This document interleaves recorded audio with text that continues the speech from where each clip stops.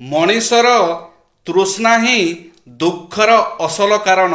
ପୂର୍ବ ଜନ୍ମର କିମ୍ବା ଏଇ ଜନ୍ମର ତୃଷ୍ଣା ହେତୁ ସମସ୍ତ ଦୁଃଖ ଉତ୍ପନ୍ନ ହେଉଛି। ଯେପର୍ଯ୍ୟନ୍ତ ତୃଷ୍ଣା ଅଛି ସେ ପର୍ଯ୍ୟନ୍ତ ଦୁଃଖ ଉତ୍ପନ୍ନ ହେବ ହିଁ ହେବ। ତୃଷ୍ଣା ନାଶ କରିବା ଦ୍ୱାରା ହିଁ ମଣିଷ ଦୁଃଖମୁକ୍ତ ହୋଇଥାଏ।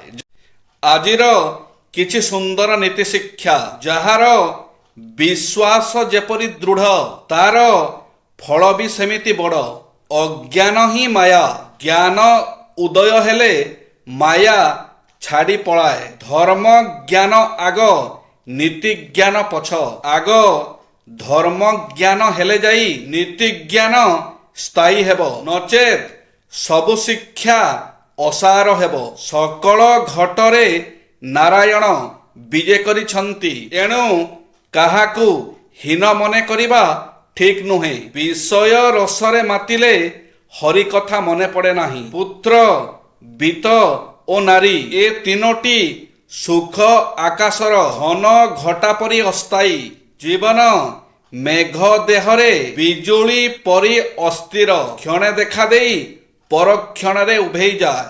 ସତ୍ ପଥରେ ଚାଲି ସତ୍କର୍ମ କଲେ ଜୀବନରେ ସଦ୍ଗତି ମିଳିଥାଏ। ସାଧୁର ସ୍ୱଭାବ ହେଉଛି ମନ, ବଚନ ଓ କର୍ମରେ ଅନ୍ୟର ମଙ୍ଗଳ କାମନା କରିବା। ଆତ୍ମବିଶ୍ୱାସ ନିଜ ମନକୁ ଜାଣିବା ପାଇଁ ଆତ୍ମବିଶ୍ୱାସର ଆବଶ୍ୟକତା ଅଛି। ଆତ୍ମବିଶ୍ୱାସ ମନର ସୀମା ସରହଦର ବ୍ୟାପ୍ତକୁ ଦର୍ଶାଇଥାଏ, ଆଗକୁ ଯିବାର ଶକ୍ତି ଦିଏ।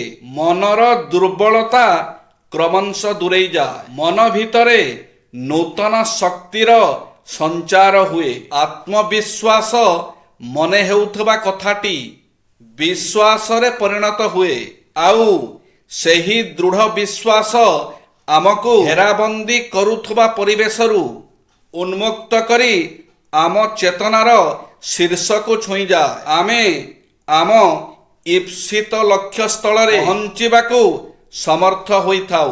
ନେପୋଲିଅନ ଥରେ କହିଥିଲେ, ଦୁନିଆରେ ଅସାଧ୍ୟ ଏବଂ କଷ୍ଟକର ବୋଲି କିଛି ନାହିଁ। ଆମେ ବ୍ୟବହାର କରୁଥିବା ଅସାଧ୍ୟ ଶବ୍ଦଟି କେବଳ ଅଭିଧାନରେ ମିଳିଥାଏ।